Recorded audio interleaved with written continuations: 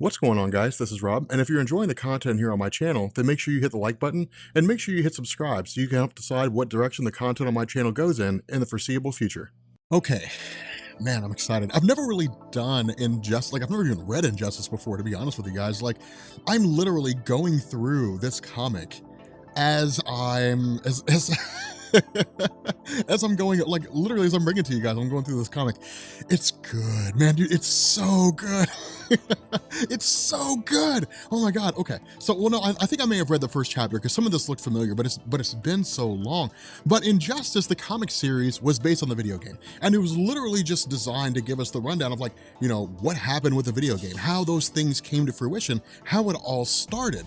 And it's super cool because we've got Injustice 2 coming up, which I'm hyped. I'm not gonna pre-order it for Darkseid, hell no. But I am really excited because I don't pre-order games anymore. But I'm really excited about what's gonna happen with regards to, like, the storyline. Brainiac is gonna be in there. Yes, Supergirl. Man, dude, this game's gonna be beast. Fanboy, this game's gonna be badass. So, Injustice was written by Tom Taylor, and as best I can tell, it took the world by storm. But the way this initially opens up is it focuses on Superman and Lois Lane. And the way that Tom Taylor does this is beautiful, because Superman and Lois Lane are like the 1-2 punch of the romantic comic book community. I mean, it's the Man of Steel and the First Lady of Comics. Whenever people think of comic book relationships, it's Superman and Lois Lane. It'll stand the test of time from now until the end of time. And it's beautiful that Tom Taylor chose this because, man, because things get rough for Lois Lane. But the other half of this is that we basically have, like, married couple stuff. One of the funny things that Superman, you know, really talks to her about with the idea, you know, is well, really, it's kind of him figuring it out. You know, he just kind of wakes up and he realizes that, like, she's pregnant, you know, because remember, he has super hearing, and so, like, he hears a second heartbeat. And so, like, the first thing he does is like, we gotta move out of the city, man. We can't raise a kid in Metropolis. That's crazy talk. We gotta move out to the country, and we gotta have a farm, and I'm Superman. I'll make sure we have everything we need, you know. And it's so cool because you can imagine a father doing that. Like, you can imagine a couple living in the city, you know, they live in I don't know, in, like, downtown Chicago or something like that, you know, and they're just like, hey, we're pregnant, you know, and the guy or the mom, you know, is like, we need to not live in the city. Like, we need to live out in the suburbs. Like, we got to go buy a house with a nice piece of land. And it's such a beautiful thing to see, because what this does is it humanizes Superman. We think of him as the Man of Steel, the guy who could do anything, you know, the guy that could pull planets and all that kind of cool stuff. And it's good to see him human, because right now he's just a guy who knows he's going to be a dad, and he's celebrating the idea of being a dad. Now, the kicker to all this is that Lois Lane's basically called away, you know, with regards to an emergency. And the result is that she essentially just kind of takes off, you know, to go do whatever it is that she does, you know, with regards to her job at the Daily Planet. But from here, we switch over to Batman. Now, the cool thing about this is Batman is just like, he's just kicking some guys' asses. I mean, that's really all he's doing. Like, it's Batman just beating people up because, you know, everybody wants to see Batman beat people. I don't know about you guys, but I read Batman comics because, like, I just want to see him beat people up. But it's cool to see. But the coolest thing about this, and this is what I love about this, is now it's Batman and Superman. I want you to keep in mind is Batman and Superman are not just two of the most popular, like the two most popular superheroes in the history of comics. They have a very long, drawn out, you know, history with one another. They fought side by side. They've been friends. They've been enemies. You know, they fought the same villains together. They're founding members of the Justice League. I mean, it's a great, huge moment, a great, huge history between these two guys. In addition to this, Batman's a genius, you know, and so right off the bat, when Superman shows up, he knows Lois Lane is pregnant, because in his mind, it's this idea that Superman is not his normal self. The way he's perspirating, you know, the way his heart's beating, you know, all these different things. It's basically, you know, the fact that really Bruce Wayne knows that something is off. But the cool thing about this is that they're sharing a moment, because it's Superman going to his best friend saying, I'm gonna be a father. Now, the funny thing about this is, like, Superman doesn't know the first thing about being a dad. You know, he does to a degree, but, like, no one knows about how to be a parent. You just have a kid and then you wing it as best you can and you hope you don't screw up. You know, but it's cool because with these two, it's just like, you know, Bruce would be there for him. Like, you know, if Superman went to Bruce Wayne and said, hey, like, I really need your help, you know, he would be there for him. Now, the kicker to this is that picking up with Lois Lane and Jimmy Olsen, this is when Tom Taylor starts to move into the darker atmosphere. This is when Tom Taylor starts to move into really what the event that launches the whole Injustice landscape in the first place. But what we have is this idea that there was some kind of an emergency at the docks. And when Lois Lane and Jimmy Olsen get there, of course, Jimmy Olsen is there to take pictures, for proof that Lois Lane, that she'll require.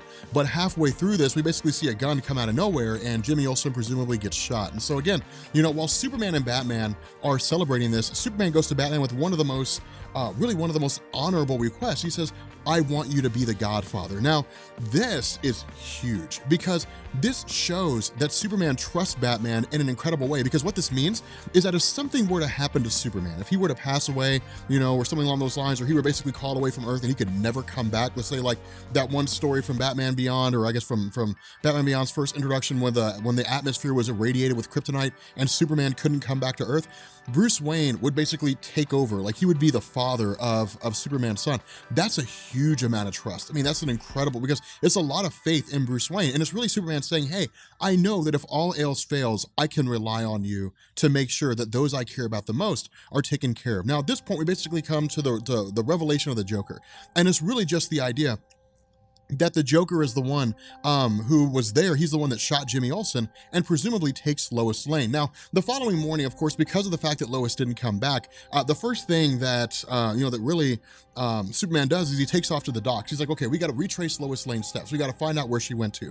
The kicker about all this is that we would expect, Superman to be able to pick up her location right off the bat. I mean, rarely. I mean, it's never happened. There's never really been an instance where Superman does not know where Lois Lane is whenever she's in the world. If she's in danger, he's there. It's a hallmark of his character. He's there in an instant, depending on how fast he can go. It depends on the writer who's writing him. Sometimes it's in the blink of an eye, sometimes it's faster than light, the speed of thought. It depends on who's writing the story and what have you. But because of the fact that Lois Lane's basically vanished, Superman shows up to Batman and really just freaking out. Now of course Batman is right now in the middle of working on a bomb that's basically been taken, but Superman says, look, I can't find her. Now he's a father in panic. I mean, his wife's pregnant with their unborn child. It's really him fighting for two now. And so with Batman, he's like, I have no idea what's going on.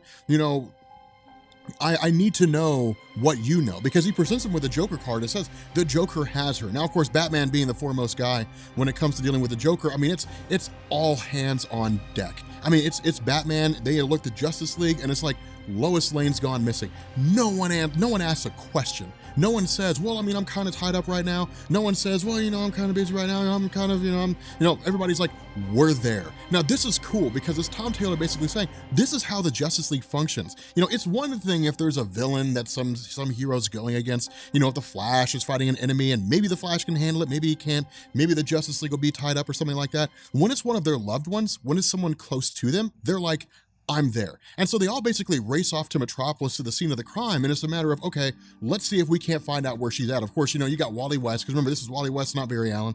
You got Wally West here, racing Batman around to different locations, and what they basically end up finding here is that there's this sort of breadcrumb that's been left behind, in the sense that different things have been taken. The bomb, there's a kryptonite sample that's been taken, the fear toxin of Scarecrow has been taken, with Scarecrow being left for dead, by way of the Joker toxin, and all these clues, all these things lead to a submarine. Now, of course, once Superman arrives to the submarine, of course, he tears in and he basically finds what looks like the Joker, performing surgery on Lois Lane.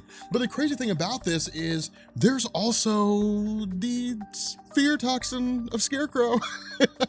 And so right off the bat, we basically have Doomsday. And so it's like, as I was going through this, I was like, dude, this story, son, like this story, man, like Tom Taylor, I love you, man. But it's so cool because Doomsday, we know, is like the most formidable threat of Superman. I mean, I would go as far as to say Doomsday is more formidable than Darkseid. Darkseid's dangerous, Darkseid's smart, but Doomsday always comes back. And Doomsday is just a force of nature. I mean, he just attacks,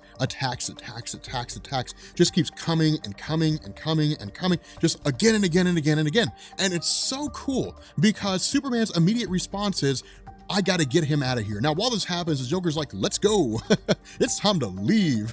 Now, as soon as he takes off, of course, we have, Hal Jordan arriving, Wonder Woman, the rest of the Justice League descending on his position. Now, once Batman gets inside the submarine, this is when he realizes this is the Scarecrow's fear toxin. But he also starts to put two and two together, with the Joker being here, Lois Lane missing, Superman taking Doomsday into space, the Joker starts taunting Batman a little bit and says, hey man, use your brain. Surely you can figure out what's going on here. And this is when Batman comes to the realization. He says, Superman, that is not Doomsday. The person you're taking into space right now is Lois Lane. And this was the most crushing part.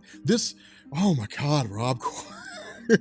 When I was going through this, I was like, oh my God, really? Like it was like the saddest thing I've ever seen, because Superman basically just killed Lois Lane. And while this happens, it's one of the most badass things. The Joker's known for rambling on. The Joker's known for going on about all these different things, stuff like that. He doesn't say that. Batman says it's Lois. Superman realizes that her heart and the heart of her child stopped beating, and all the Joker says is, boom. And the reason why is because the bomb that Joker had stolen had been planted in Metropolis. And what he had done is he had operated on Lois Lane with a trigger so that when her heart stopped, the bomb would go off. Now, let me tell you something, Rob Core. Let me tell you something, man. The Joker was not prepared, man. Superman comes back. Superman comes back like a bat out of hell, man. He's mad as hell. Of course, we have Batman like interrogating the Joker, and he's like, why? Why would you do something like this? And the Joker's like, because I could. Really? Because I wanted to, And it's crazy because the Joker's schemes, it was said best during Steve Englehart's story, The Killing, or I guess the Laughing Fish, when Batman said the Joker's schemes make sense to no one but himself. In addition to this, he basically tells Batman, every time that you and I fight, I lose. I constantly lose, And so he was like, I thought that I would basically take out Lois Lane. I wanted to kill someone. I wanted to defeat a superhero. And so I figured I'd defeat Superman by taking away what's most valuable to him. Now, with Superman coming back, Wonder Woman goes to him, and says, hey, I'm sorry. And Superman is overcome with grief.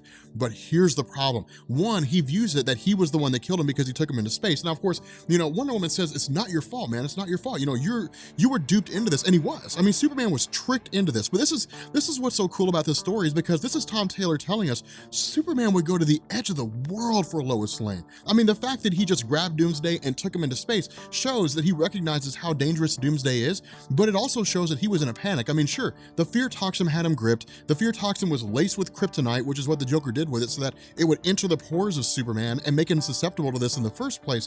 But it's also this idea that this is Lois Lane. It's not just some person. It's not, Martha Kent. It's not his mom. It's not just some individual out there. It's not Wonder Woman. It's Lois Lane, man. I don't know how else to say it. And so because of this, as a man overcome with grief, he's gone in the blink of an eye. Now, of course, Hal Jordan steps up and says, hey man, look, we need to talk about this. He encases him, says, hey, we need to talk. Superman says, no, let me out. I mean, he's just like, let me out now. And that's the coolest thing about this, is at this moment, he's calm. And that's what makes Superman so dangerous. Superman's one of these guys where I would rather fight a Superman who's just like raging than fight a Superman who's just calm and is like, I'm going to kill you right now. It would scare the shit out of me if Superman was like that. If he was like, I'm going to kill you right now. It's important that you know that. Like, I would just be like, man, whatever I did, man, I'm sorry. Like, I'm so sorry. Like, whatever it happened to be, I'll buy you lunch, man. Like, I'm sorry. Like, I would be, I'd be terrified. Superman is calm. And Hal Jordan should have picked up on the signs. Hal Jordan's like, no, I'm not gonna let you out. Superman smashes his construct and just races off. He's gone in the blink of an eye. Not only that, when Hal Jordan keeps chasing after him, like, he literally just takes the ring from him, And he was like, no, this is not gonna happen.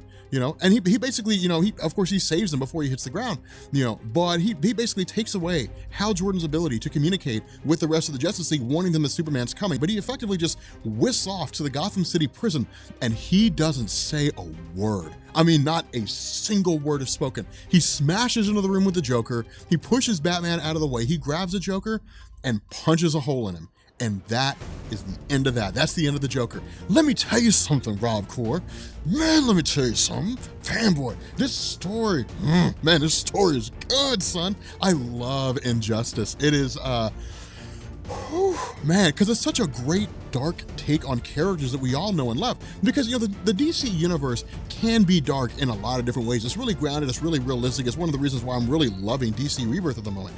But in terms of having, these heroes, they're legacy heroes. And so who they are, what they stand for, is almost etched in stone. That's one of the reasons why so many people were adverse to the New 52 Superman, who had a questionable morality. He was trying to figure himself out. They were like, no. We want the Superman that knows what he stands for. We want the Superman that knows what he's about.